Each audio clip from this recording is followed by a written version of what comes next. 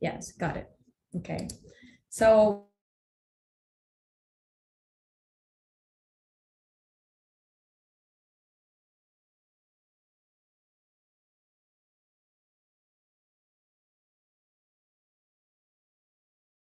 I'll be talking about Virginia Women in High Performance Computing, and we just have a few slides that I want to present before our speakers take over. Brief outline, we're just going to give you an intro of who we are and how we came about to become, this program. This event is for anyone who is interested in the equal representation of women in HPC. Our guest speakers today is going to be Anne Brown from Virginia Tech, Jenna Khan from George Mason University, and Alexis Edward from Virginia Commonwealth University. Our topic today is how does HPC help your research, scientific research, and from a faculty perspective. And this is a part 2. We had our first event happening in October. It was our inaugural event, and we're excited to be here again. And so talking a little bit more about who we are. So far, we are right now a group of 6 institutions from the Virginia Commonwealth, and we are here because we want to see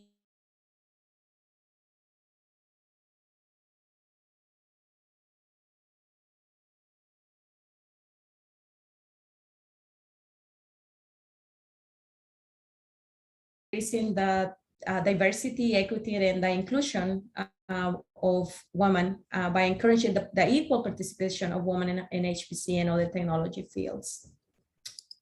As I mentioned before, our first inaugural event, it was actually in October, and we had 3 speakers joining us for that event too. Just to give you a few numbers, we had a total of 109 individual registrations, and we had 18 different institutions represented for that first event. And so far, we have already recruited 123 members that have been added to our mailing list.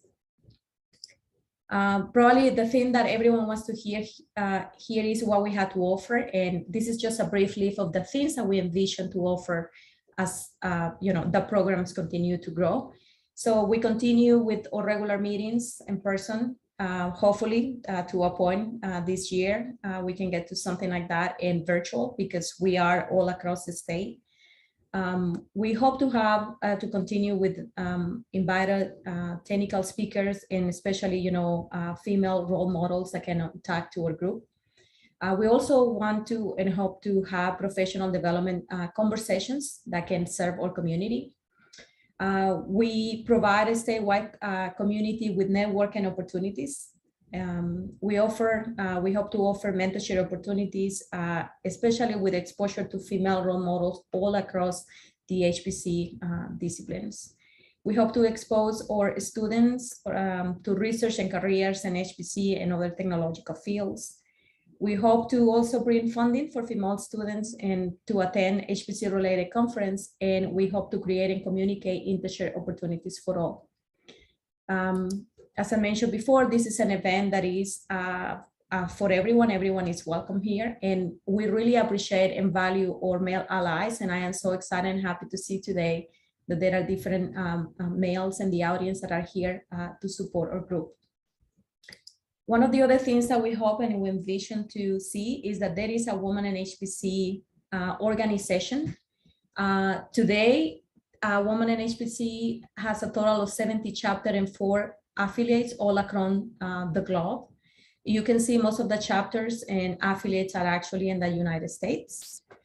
But when we see in more details, we can see that Virginia is still not yet in the map. So our next step is going to be able to apply and become one of the chapters of the Women HPC organization. And that's one of the other reasons why we're here today. If you want to know more about the upcoming events or how you can get involved at your institution, here are some of the contacts that you can reach out to. We're still also looking for add more members from Virginia to this program. And so if you are interested in joining us or you would like to be part of the committee that is moving forward this program, then just please get in contact with any of us and we'll be happy to have you here. Very brief too, our next event, just mark your calendar, is going to be April 27. So we're going to be closing the spring semester with our next event. And with that, Carol, it's all yours. Thanks, Gladys, and welcome everyone. Super happy to see such a robust response, and I'm very much looking forward to our talks today. Without further ado, I'm going to introduce Alexis Edwards from Virginia Commonwealth University, where she's an associate professor of psychiatry. Alexis, please take it away. Okay. All right. Can everyone see my screen? Yes. Yes. And do you see presenter tools or regular slides? We see regular slides. All right, check. All right. Well, thanks so much for inviting me to be a part of the session. I'm really excited to learn more about the organization. I'm going to be talking briefly about how I use high performance computing in my research, which is in the field of psychiatric epidemiology. So a little bit of background about how I got to my current position. I did a bachelor's degree at University of South Carolina in biology, and then completed my PhD at North Carolina State University in quantitative genetics. But even before I got to undergrad, I was really interested in behavior, human behavior, primate behavior, all kinds of behavior. For my PhD, I was studying a behavioral outcome in Drosophila melanogaster, which is a genetic model system. I did not really want to keep staring at fruit flies though, long term. So I sought out a position for a postdoc in human behavior, and I was able to get a position at Virginia Institute for Psychiatric and Behavioral Genetics, which is at VCU, looking at the genetic epidemiology of psychiatric outcomes. So how did my experience with HPC kind of change over time? So as an undergraduate, I was not engaged in research. I basically, wrote things down in my lab notebook in chemistry and biology lab, and that was about it. So absolutely nothing happening as an undergrad with regard to HPC. I had a job in the private sector for a few years after undergraduate before grad school. And I was actually working with data at this point. I was collecting and entering data. We used Access and then transitioned to a laboratory information management system. Once we transitioned to LIMS, I was somehow the go-to person for writing SQL queries that interfaced with that system. But that was still not, it was, gave me some experience writing code, but very rudimentary code. And the kind of stuff I was doing really just did not require HPC. So still no experience. For grad school, I went to grad school down the road from the SAS main campus. I probably lived a few miles from SAS. So everyone in grad school used SAS. I was under the impression that everyone in the world used SAS. That is incorrect. But that was really when I really started writing code to any measurable extent to actually analyze data. So I was collecting my own data, I was analyzing my own data, but the data sets I was working with, it was totally feasible to do this just on my laptop. So still, I did not use any sort of high performance computing. So when I got to my postdoc, it was like mind blowing. This was the first time that I was working with data sets that were big enough to require HPC. The models that I was working with were much more complicated than what I'd done in graduate school. And so things were really computationally intensive in a lot of cases. So this was my introduction.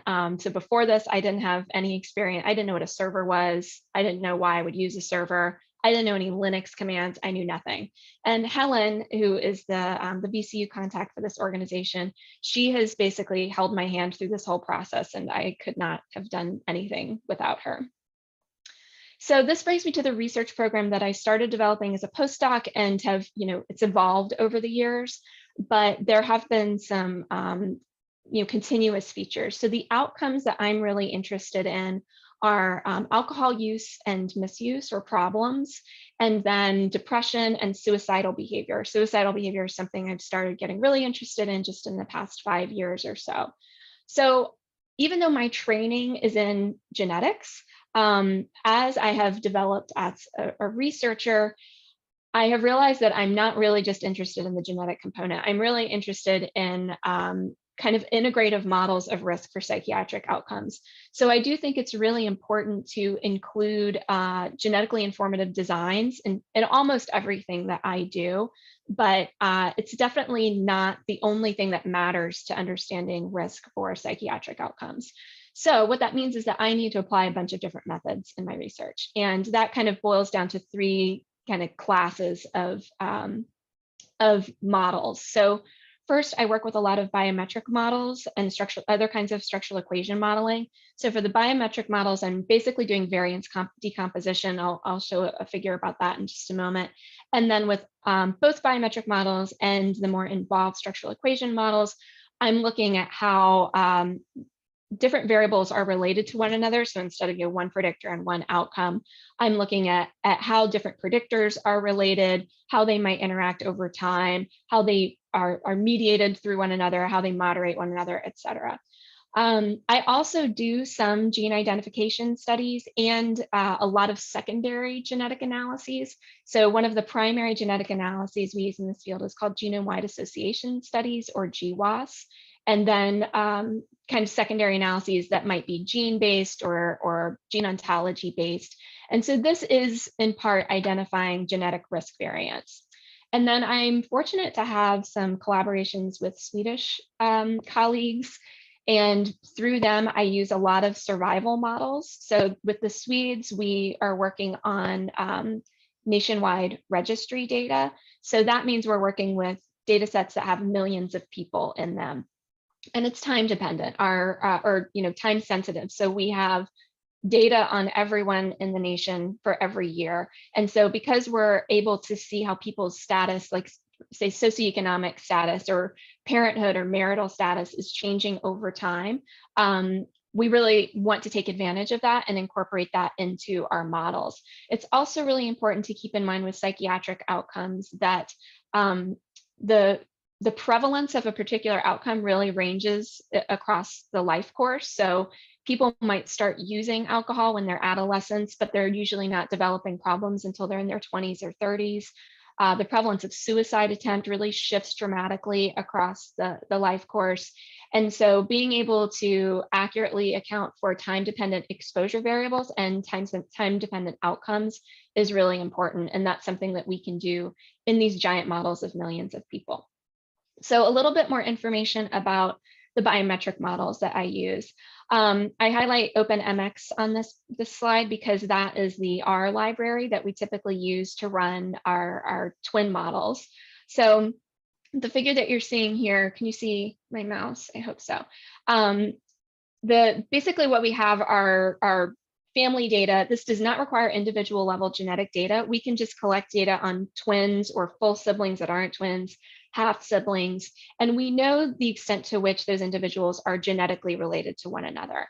Monozygotic twins share 100% of their DNA, dizygotic share 50%. So that's going to influence how closely members of a twin pair resemble one another. But things don't just boil down to genes. Behavioral outcomes are not genetically determined, they are genetically influenced. And so these models also allow us to account for family environmental factors, which is represented by C here, and then environmental factors that happen to one individual and impact their individual risk for depression, for example, but don't have anything to do with the other twin. So as you can see, this is a really simple model where we're basically just trying to decompose variance. So if we say, okay, the prevalence of depression is X in this population, we can look at twins and siblings and say how much of that is due to genetic influences, family environment versus non-family environment. But it's a simple model. We also, because I'm really interested in the epidemiology overall, I'm really interested in causal models. And this is actually a contingent model that I have on the lower left side, where I'm looking at the likelihood of alcohol-related medical conditions contingent on having an alcohol problem. Again, this is a super simple model, but it's complicated by things like the sample size. If I have giant sample sizes, then that takes a lot of computing power. The prevalence of the outcome really has an impact on how difficult it is to fit models. So suicide death is obviously not very common. So we need these giant samples in order to be able to estimate the effect of genetic factors. We also are dealing with things like wanting to fit submodels. So we're trying to identify a model that most parsimoniously explains what we're seeing in the data. And there are a lot of those that we might want to test. So this is where high performance computing really becomes essential. These kinds of models, you might be able to run them on a laptop, but it can often take several days at least. It's not, a terrible length of time to wait for some of these models, but even a simple model can take a few days to run on the cluster, depending on the nature of the data, depending on how big your data set is. It's also worth mentioning that I typically use pretty simple structural equation models and biometric models, but this is a figure from one of my colleagues' papers, Hermine Maas. She is really interested in intergenerational transmission of risk for behavioral outcomes. And I think this paper was antisocial behavior. And so that involves a lot more parameters that you have to estimate. It's of course going to be a bigger data set. You actually bring in different sources of variance, so the variance decomposition is more complicated. And it really wouldn't be possible to do this on a laptop. You're going to need a cluster of some sort. So all of that, as I said, does not include individual level genetic data. But I did want to talk a little bit about the analyses I do that require individual level data. So for a typical GWAS, we have now learned, a genome-wide association study, sorry, we have learned that for behavioral outcomes, we usually need sample sizes of tens to hundreds of thousands of people. It's not unusual these days to see a GWAS for a behavioral outcome of over 1 million people.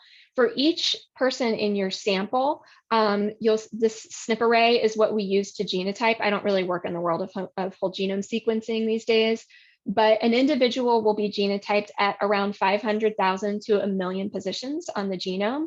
And then we impute that out to typically at least 10 million positions, sometimes 20 million, depending on the quality of the DNA and the quality of your data. So that imputation process relies on population genetic theory. It is very computationally intensive, especially if you've got 100,000 people in your data set.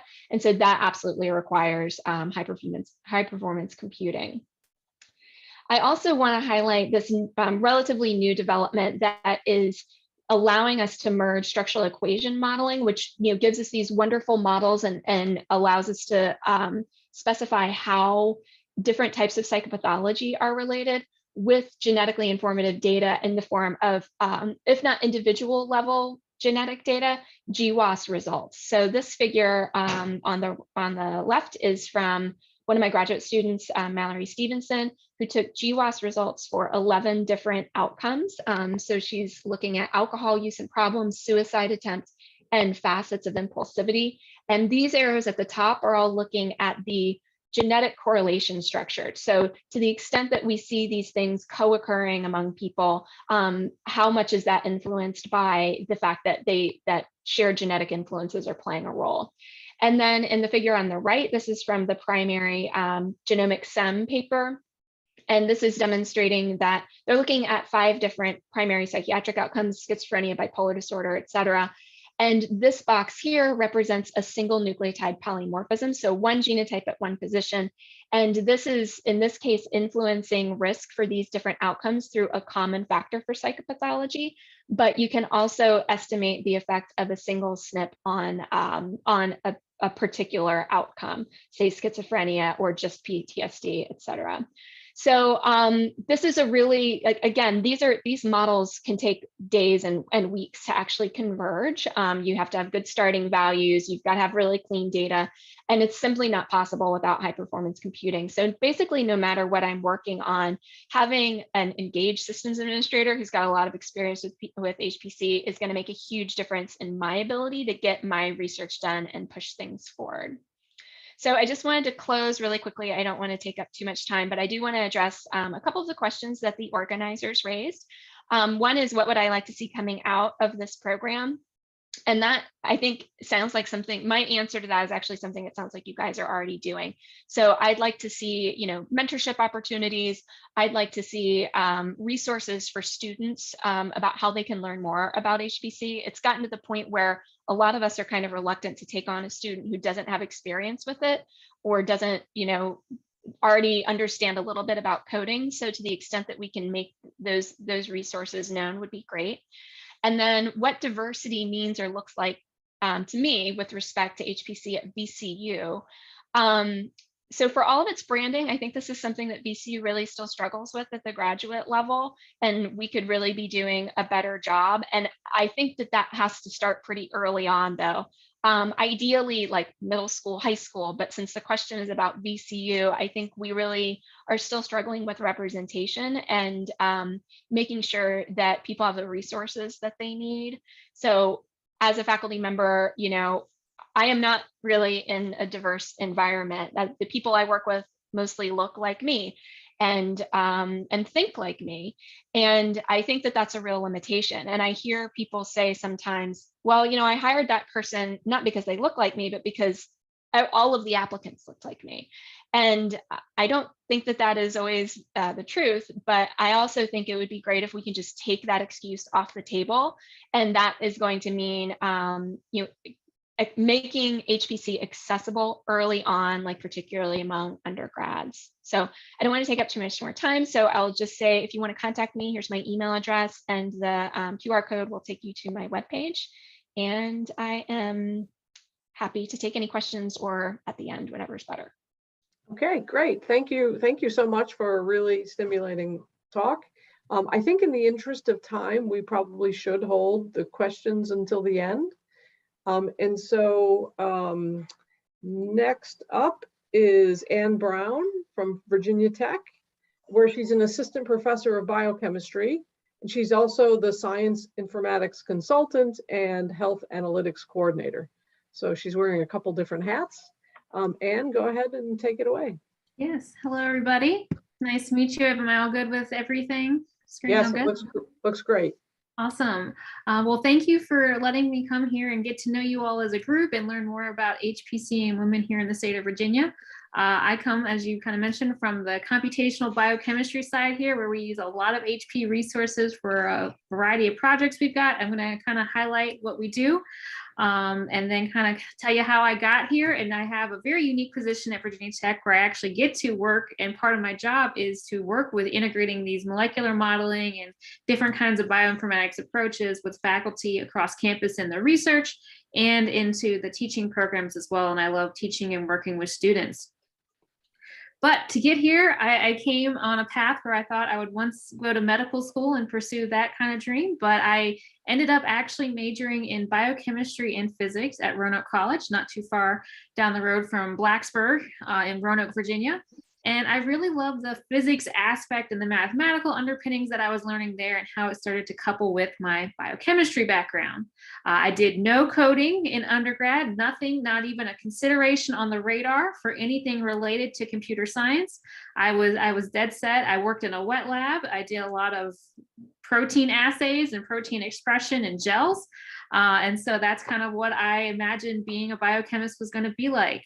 I then decided to go to and was accepted to get my PhD in biochemistry at Virginia Tech. And I rotated, still comfortable in the wet lab, but I rotated in a lab that only did computational biochemistry, molecular dynamic simulations to understand how proteins move at the atomistic level. And I was thrown into Linux and coding and figuring all of that out very quickly. And it became kind of my passion in place, which is where HPC and me came together in order to even complete my dissertation. And I really at that time got an understanding for what data science was too, and kind of how data and how to work with data and how to think about reuse and reproducibility came into this piece as well. And so I kind of got here by thinking about those things and being able to apply it to something I was very much interested in, which was biochemistry, and think about data broadly in the sciences about how we're using it to answer some of the really hard questions about biological phenomena that's happening at a molecular or atomistic level. With that being said, and for all the people here in the room, I also was able to take advantage of some of the graduate certificates that was offered at Virginia Tech, where you only have to kind of take a few classes and you can get a little bit of a concentration. And I did that in research and translational medicine as well. So I could understand kind of more downstream effects of what I was studying at a very refined level. So those are always great things for people to be looking out for if they're available to you. And of course, I couldn't have gotten to where I'm at today in my assistant professorship at Virginia Tech without a lot of great colleagues and mentors, kind of encouraging me along the way, asking me the hard questions and challenging me to continue work and doing difficult things. So I always want to create an environment where we can do that. With that being said, I have a lovely research group, the Brown Lab. I have 3 awesome graduate assistants, Amanda, Kelsey, and Aaron, who help with us kind of in their own research, and also the fact that we have a very large undergraduate population in our lab. We have almost between 35 to 40 undergraduates in our group every year, where we're trying to challenge students to understand molecular modeling and use HPC resources in our group to do our research, and also challenge them in data science techniques as well. And we work with a variety of partners across campus to do this. So couldn't be anywhere without my group. And I always want to give them as many of the accolades as possible for making the things that I'm going to talk about with the research possible.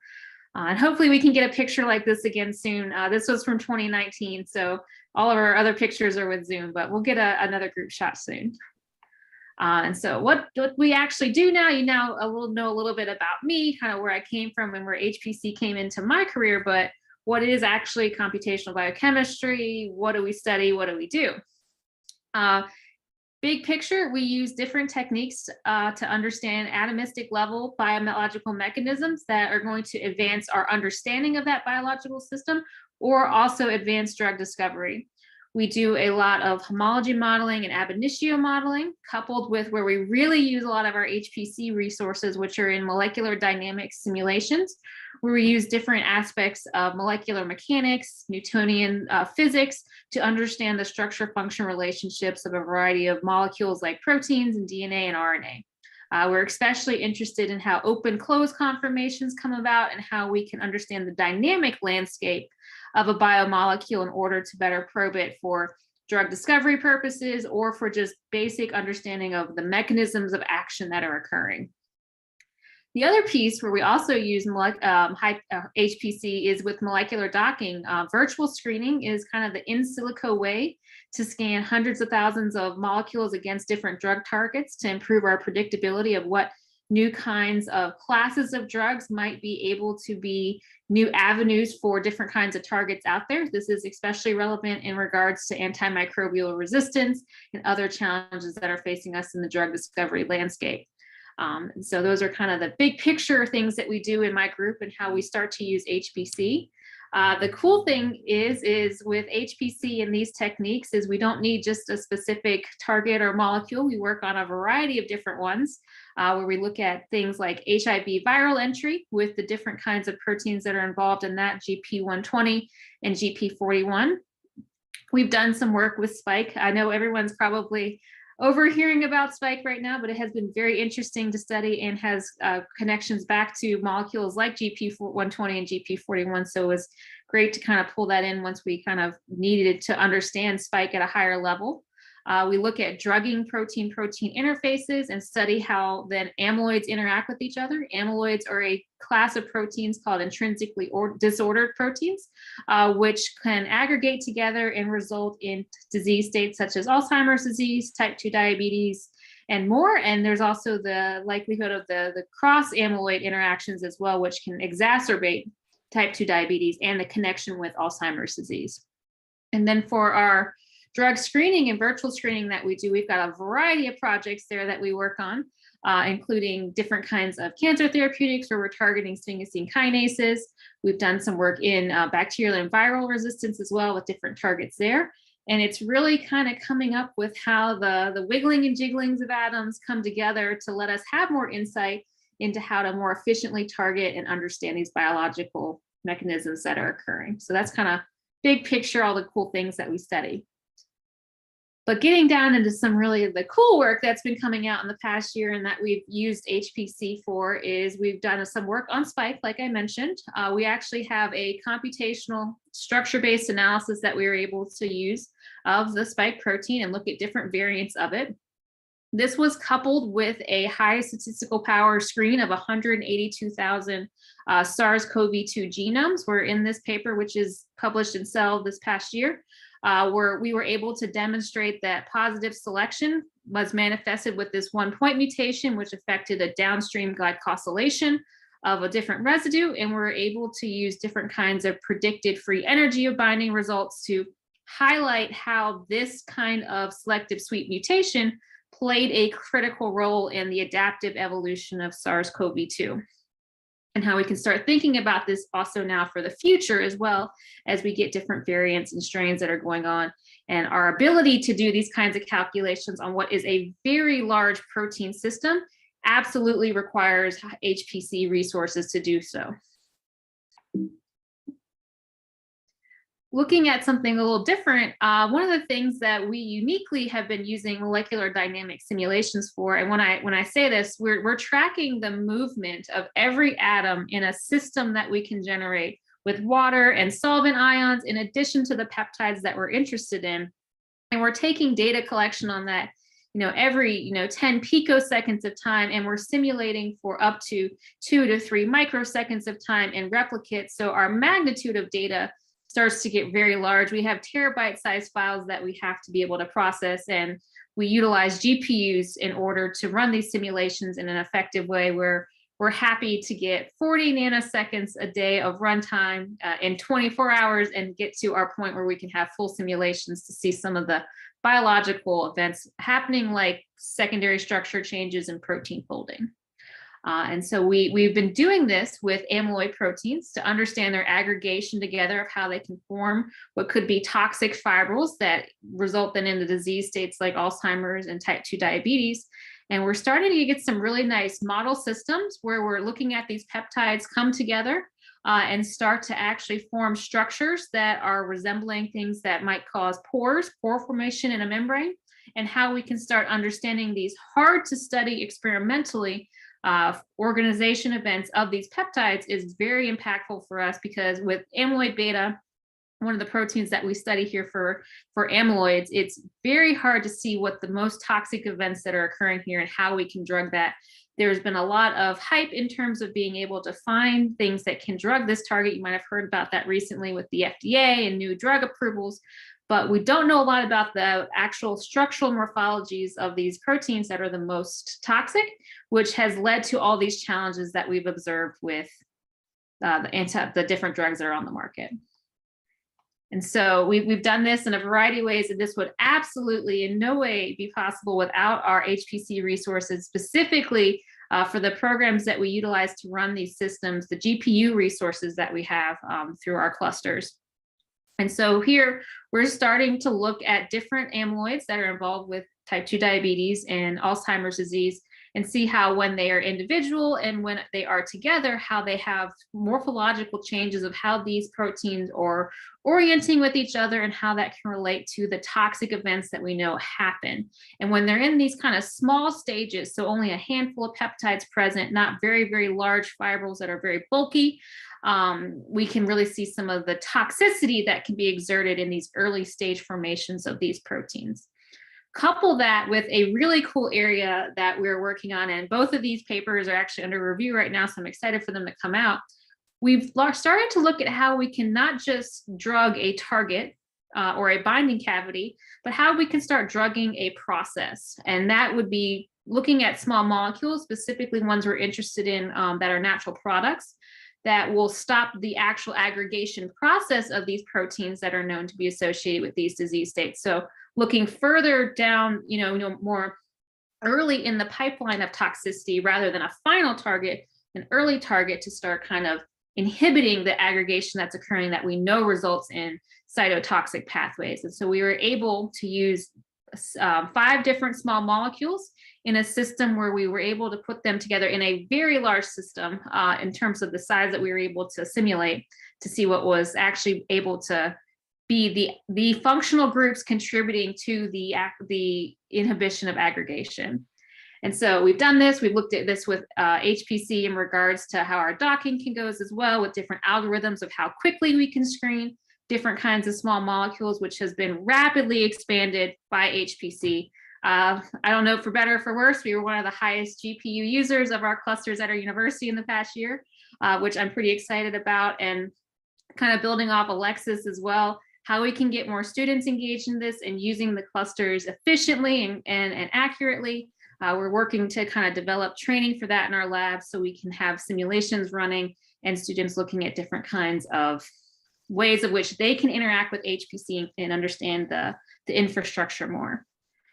For me, HPC really shifted my concept of how much time and resources it takes to have an impact. I'm so lucky at Virginia Tech to have the resources that we do.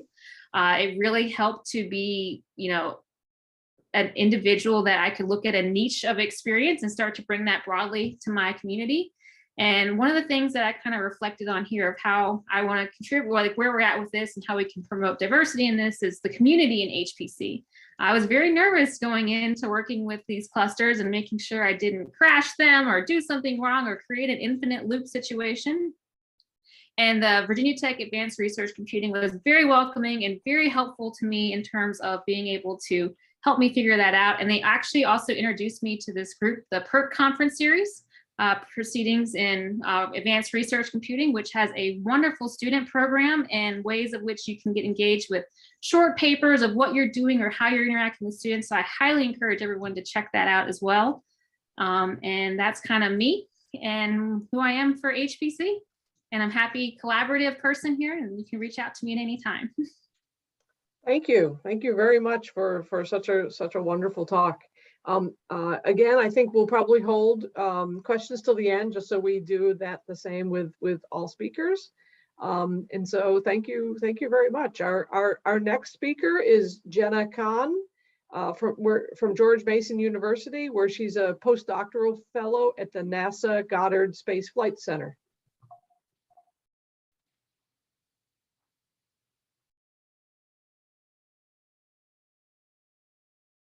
Hi, everyone. So sorry, my Zoom isn't working too well. Yeah, so as you said, I'm a postdoc at Goddard, and my research is in a very different field. I'm working in astrophysics, and I'm going to talk a little about how HPC, and particularly our office at GMU, helped me get into this. So first, we were asked to discuss kind of what our path was to where we are right now, and to be honest, mine was the slightest bit linear. I started off my undergrad at William & Mary, and I spent about a semester there before I was studying history before I transferred to local community college. And then I went through about 4 or 5 different majors before finally ending up at GMU. And then I finally settled in astronomy. Once I got settled, I definitely knew what I wanted to do. I received an NSF fellowship to continue my graduate work at GMU, working with Shabita Satyapal. And one of the things I'm most proud of is I did a lot of diversity, equity, inclusion, accessibility work, DEIA work at GMU. And I am a Spectrum co-founder. Spectrum is our department DEIA organization. And there's a lot of really great programs that I'm happy to talk more about. When I graduated GMU this last spring, I received a postdoctoral fellowship. I'm working in the X-ray lab now with Kim Weaver. And I've been able to continue my equity work, working as part of the early career scientist group there. It's called NGAPS, and I mostly work with the DEIA and the advocacy subcommittees.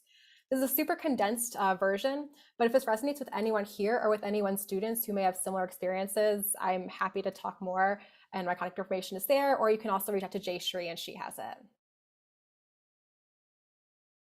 Now, getting into science, I always like to start with the big picture. So the main 2 questions that we seek to answer in my field are how are supermassive black holes formed and how do they grow? And studying intermediate mass black holes can help provide clues to the answers of both of those. Now, the easiest way I found to describe intermediate mass black holes is really by talking about what they aren't. So I've put 2 contrasting images up here. On the left, we have an image of the black hole in M87 from the Event Horizon Telescope. This is a typical supermassive black hole, and it has a mass of around 7 billion times the mass of our sun. On the right, we have an image of Cygnus X1 from the Chandra X-ray Observatory. This is a typical stellar mass black hole formed from the supernova of a massive star, and this has a mass of around 20 times that of our sun. While we know there are supermassive black holes, millions and billions of times the mass of our sun, found in the centers of nearly all massive galaxies, like the one in M87. And we also know that there are stellar mass black holes like that in Cygnus X1 formed from the death of a massive star. There's currently no direct evidence for black holes with masses between around 150 and 10 to the 4 solar masses. And this is the regime we typically call intermediate mass black holes, or IMBHs. This is a significant deficiency because, as I said before, black holes in this mass range can provide insight into the 2 major outstanding questions in our field. As far as the black hole growth and evolution question, they can provide an understanding of merger-free pathways to black hole growth. Mergers between black holes of this mass range will be prime targets for the Gravitational Wave Observatory, ELISA, when it launched in the 2030s. And finally, as far as determining how supermassive black holes were formed, IMBHs can provide insight into the seeds that were formed at high redshift and that are observationally inaccessible. That being said, IMBHs are very difficult to detect, and one of the most direct ways that we can find a black hole is kinematically by observing the stars orbiting around it inside of its sphere of influence. But to detect an IMBH, even in the local universe, requires much higher resolution than we typically can get. And so a significant sample can only be detected if they're accreting, or what we call active galactic nuclei, or AGNs. And there are many ways that we detect high mass AGNs across all wavelengths, but they present unique challenges when we're looking at IMBHs, mostly due to two factors: stars and dust. Because an IMBH powered AGN will be much less luminous than one powered by a supermassive black hole, which means that it'll be drowned out by light from active star formation, and effectively that'll hide the AGN. And also, dust obscuration causes problems in even high mass galaxies and high mass AGNs, let alone in much dimmer objects. And now we're getting a little bit more back to the background into the computing part of this. Despite those challenges, there has been significant recent success in finding these black holes of around, a little bit more than that, around 100,000 solar masses, but there is still that mass desert between 150 and 10 to the fourth, and even the 100,000 ones are much rarer. And so we believe that the reason that we aren't finding these black holes isn't because they don't exist, but because we're using the wrong tools to find them, that the emission from an IMBH is inherently different from that of its supermassive counterpart. This is because as you have a lower mass black hole, the event horizon comes in closer, which causes the accretionists to heat up to higher temperatures and then emit at higher energies. And you can see that in the plot here, where I've plotted out the different accretion disks, emission from accretion disk of black holes of 100 in the black, all the way up to 10 to the 8th in the blue. And while a typical high mass AGN, around 1 million solar masses and above, their peak emission is in the UV. As you go to lower and lower masses in the IMBH regime, it starts to go into the X-ray. And I think this is a cause significant change to the emission that we see. But there's no data points in this regime to work with or to really test this theory. And so I had to turn to simulations. And this became my intro to high performance computing. So I used Cloudy, a photoionization simulation software. The Git link is in the bottom corner. And I'm displaying here a very simplified map of how these simulations are run. First, we have a bunch of inputs that includes some definition of what the ionizing radiation field, and then have several different physical parameters, such as the density and the geometry of the gas, or what the different chemical abundances are. And once you input all of that, Cloudy will simultaneously serve a bunch of equilibrium equations and hop at a bunch of different outputs. Most ones I look at are the continuum, the fluxes for specific emission lines, and the output, the fraction of various ionization states of the gas.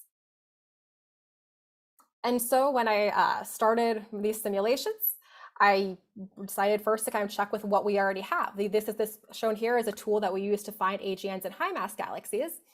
And it uses two optical emission lines. And basically the way this plot works is you have galaxies emission lines that show up in the top right are mostly AGNs, and then the lower left basically means that the emission is dominated by star formation, and the composite region is between the orange and the blue lines. And so I ran these models basically to just test for masses between 1,000 to 10 to the 8th solar masses. And as you can see, a standard high mass AGN, so these dark colors up there, are found exactly where you expect them to be in the AGN region of the plot. But as you go to lower and lower masses, you start to fall into the composite and ultimately the star forming region of the plot. And I want to highlight, in running these simulations, this is only using the emission from the AGN. This is actually a pretty simplified model. I'm going to talk a little bit more about how we're adding more and more complexity to it later on. But basically, the general gist of this is that these diagnostics, and the other ones too that I have not mentioned this thing, really aren't effective in this regime, and we really need new tools to find them. And with the launch of the James Webb Space Telescope, or JWST, I decided to look in the infrared, and specifically what are called infrared corona lines. These are highly ionized fine structure lines. And these are really significant because they are in sensitive dilution from star formation. So only an AGN can actually produce these lines. Their stars just don't produce enough high energy radiation to produce the ions. Also, these corona lines have been used to do follow-up work and to kind of learn more of the physics of going on in individual AGNs using ground-based and space-based observatories. But with James Webb, we're going to have much greater sensitivity over much wider wavelength coverage.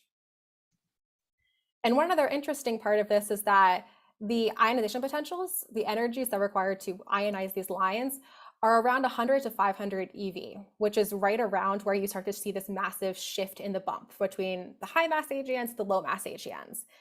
And so another question that I had is, can we actually use these corona lines to recreate this bump here, potentially provide even a very, very rough mass estimate? And so I did more simulations through Cloudy and everything. And this time I asked Cloudy to output the spectrum from 1 to 30 microns, which is approximately JWST's coverage.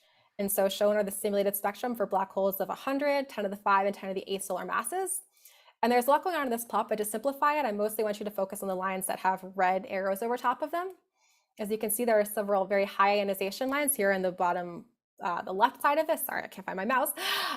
These are very, very high ionization, 300 to 500 eV. They're very, very faint in these high mass AGN models. And I can tell you they're very, very rarely found in the actual observational data. But as you go to lower and lower masses, they become a lot more prominent. And so maybe if we do find, when we do eventually find a 100 solar mass black hole, we might be able to see these. And the reverse is true on the right side in the mid-infrared with the 2 neon 5 lines. These have not quite as high mass potential of around 100 EV, and they're pretty prominent in the high mass AGN, and we see them pretty commonly in Spitzer data and other mid-infrared observatories. But as you go to lower and lower masses, those become less prominent, and that's because this bump is kind of shifting out of that ability to ionize a lot of that. And so this is all extremely simplified. As I said before, there's a lot of physics that needs to be explored. Part of it is including extrastellar components, including shocks and different things, different mechanics of the gas moving around. There's a lot that's still kind of to be done here. It's also time degeneracies when it comes down to actually narrowing down more than just a very, very, very rough estimate of is something a high mass or a low mass. Does it have these the silicon 11s and aluminum 9s, or does it have neon 5s? So we are working with some machine learning to try to do with that. I'm working with some fantastic students at GMU and graduates. Laura Kamal is one of them. She's starting grad school at Berkeley in the fall. And also, aside from my work, Shabita's group is using high performance computing for a lot of other really exciting projects. Some of them are delving more deeper into this and trying to see if other things besides mass are also causing dramatic changes and how we can kind of figure out what those are and how we can use those to learn more about the masses. Also, astronomy is turning into such a big data science that we're also able to now scour massive amounts of survey data, searching for spectral signatures like corona lines. They're also like broad lines, things that are Doppler broadened, to get information on interesting physical processes that not very quickly, but very, very effectively and efficiently through thousands and hundreds of thousands of data sets. And so I'll put my summary slide up here while I finish up, because also in closing, we're asked to talk about what diversity looks like in our institutions and any suggestions we have, Virginia, for this group. And I couldn't tell I'm a bit of an outsider here. I haven't had any real experience in this before I started my PhD. And I was very intimidated with coding when I started off. And I was also still very intimidated sometimes talking about this and thinking that I know remotely what I'm talking about. But one thing that I was thinking when talking about this about what really helped me and what I've seen help other students through Spectrum. And the biggest I could think of was how accessible Jayshree, Shabita, my collaborators, and our Office of Research Computing has made this work when I started out. From the science side, Shabita and one of our collaborators, Nick Abel, know the Cloudy code backwards and forwards, and they were there for 100% of the way in figuring out, helping me understand exactly what each of these commands and each of these inputs that was essentially seemed like a foreign language to me actually meant in real life. And Jayshree and our ORC were such an outstanding reference, teaching me so much, from silly things like how to debug my code when I'm working on this giant cluster, to actually just how to work with the clusters, the Hopper and the Argo clusters that just seemed like absolute monsters that were so much more powerful than anything I'd worked on them for before. And that was a huge difference compared to some of the other computing workshops and classes that I've been to that kind of seem to pride themselves on their inaccessibility. I can't tell you how many that I've gone to that were marketed explicitly as being for beginners, but I would get there and it would have a really competitive sink or swim environment that just does not work for me at all. For the longest time, I thought it was a me problem until I started having actual really, really supportive help. Then I talking to other people and realized this is a common thing, and that there's better ways to be doing this. And so this is one of the things that Spectrum, the group that I co-founded, tries to do, to demystify and de-intimidate the parts of academia and STEM that can be really intimidating if you haven't the proper introduction to it. And so I promised the current leadership who aren't able to make it today that I would note they are open to collaborations or even just advertising any relevant events or programs that you all may have for their members. So if that's something you're interested in, let me know, and I'm happy to make those introductions. And with that, I guess I am done. Thank you. Thank you. Terrific, terrific talk. So we have time now for questions for any of the speakers. So please go ahead and unmute yourself if you have a question, or if you'd like to put the question into the chat, I'm happy to read it, but do feel free to unmute and ask away.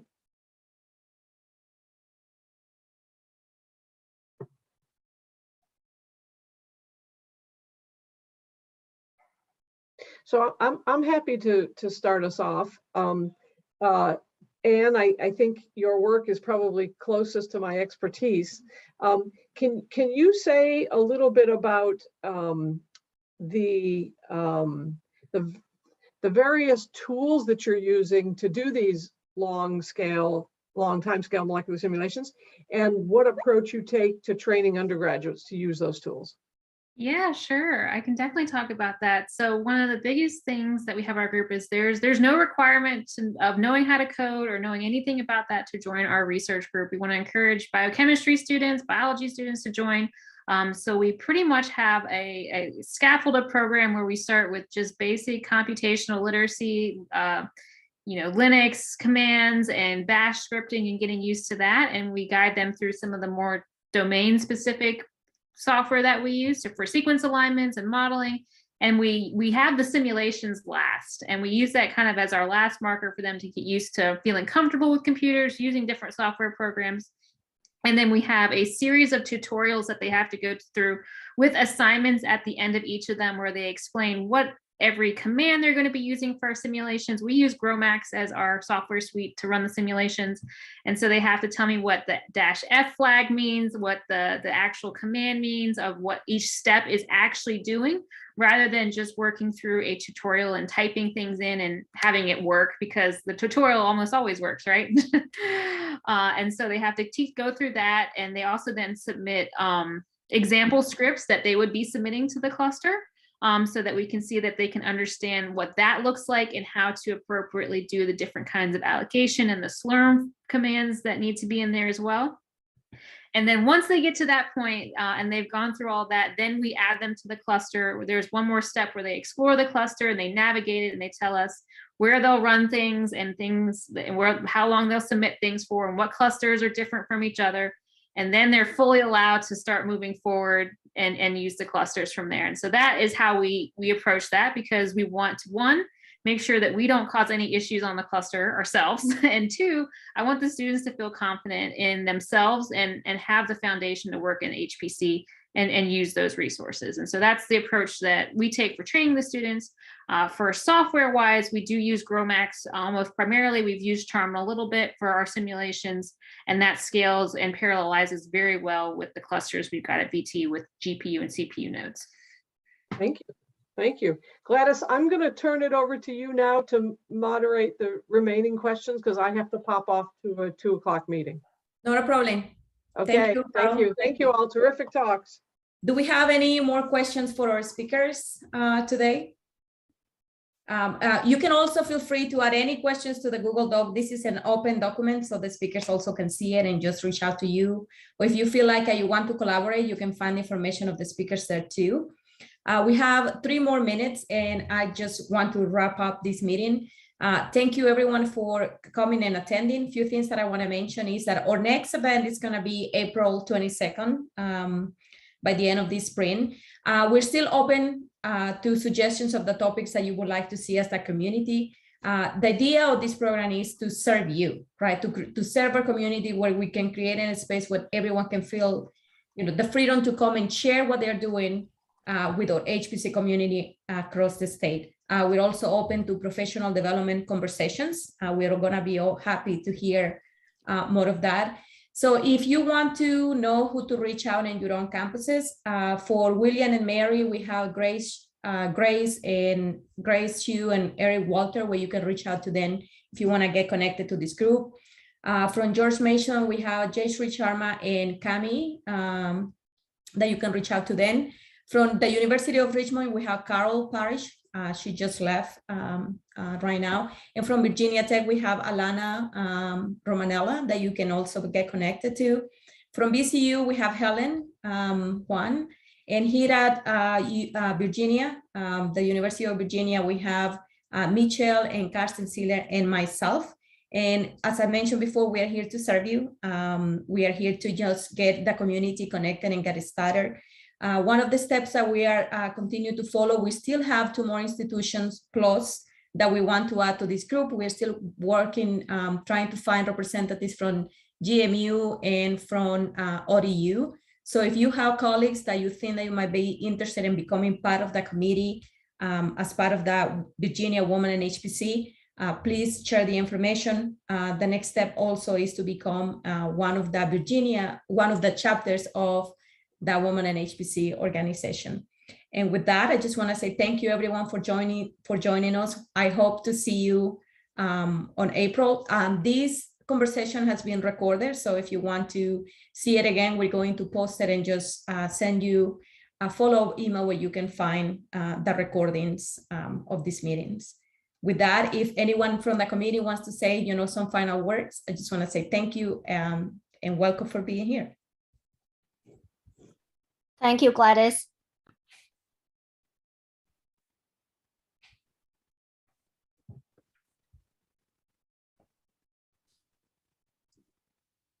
And Alexis and Jenna, I just want to say thank you. I so much enjoy your presentations, and probably just going to reach out to Alexis later, just a quick question, with regards, of how really compatible has been the field with, incorporating a little bit more of the HPC into the area of psychology. Yeah, absolutely. Gladys, this is Alistair Neal from George Mason. If you are interested in people from George Mason, I'd be happy to put my name forward as a liaison. Oh, that will be perfect. We had, I think that you are aware of Jayashree, right? And yeah, she's my colleague. Perfect. Thanks, Alistair. That would be helpful. But I think I'll reach out to Jenna to learn more about Spectrum. I have read about it, but I, would be really interested in learning more about it and how we can leverage. Yeah. So yeah, I think me too, because I was an undergraduate astronomy and astrophysics major, and then a theoretical physics postgraduate. So be interesting. Oh, excellent. That is perfect. Okay, thank you. Thank you, everyone. Thank you for being here. And thank you, Anne. Thank you, Alexis. And thank you, Jenna. And I hope that you will continue joining us for our next events. And if you have any recommendations for us of topics or talks or colleagues that you think that we should invite, just please feel free to send me an email and we will try to reach out. I see that Cherry Duncan is still here in the meeting. I think that you are the representative from JMU, right?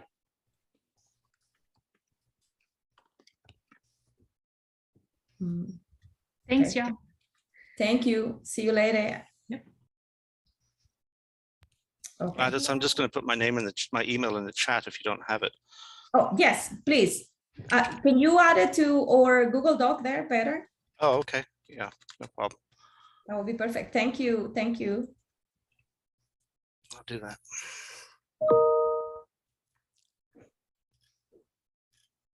Well, thank you, everyone. See you next time.